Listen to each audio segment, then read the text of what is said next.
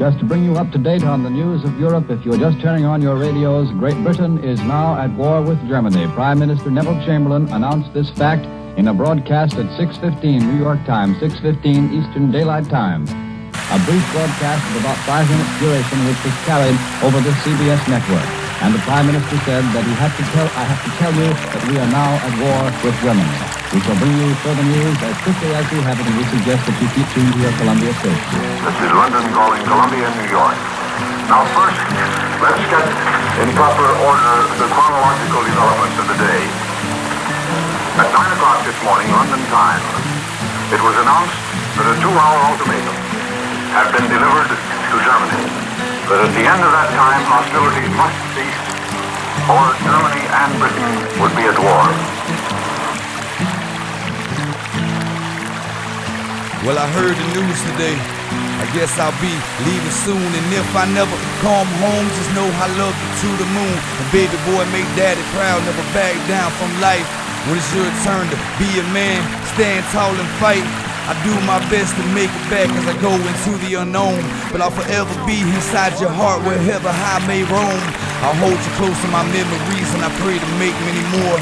I even pray for my enemies, let's all pray for the men of war. A Japanese attack upon Pearl Harbor naturally would mean war.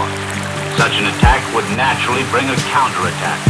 And hostilities of this kind would naturally mean that the President would ask Congress for a declaration of war. There is no doubt from the temper of Congress that such a declaration would be granted. This morning, Secretary Hull talked with the Secretaries of War and of the Navy. Now the two special Japanese envoys, Admiral Nomura and Special Envoy Caruso, are at the State Department, engaged in conference with Secretary of State Hull. Their appearance at the State Department on this Sunday afternoon emphasizes the gravity of the Far Eastern situation, where hostilities now seem to be actually opening over the whole South Pacific. Well, it's time to go, I'll move along, I can hear that train a-rolling. And I'll write you soon every time I can when I get to where I'm going. But head up and be strong, pray I bring home glory. But if I die before then, forever tell my story.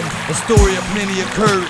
When the time came, we rose up in the battlefield we became men. The hands of time have chose us. I'm shooken up down to the core, but it's freedom that we're fighting for. So I lay it down in our darkest hour. Let us pray for the men of war. Shortly after the Prime Minister's speech, the air raid sirens went off, and it wasn't a pleasant sound.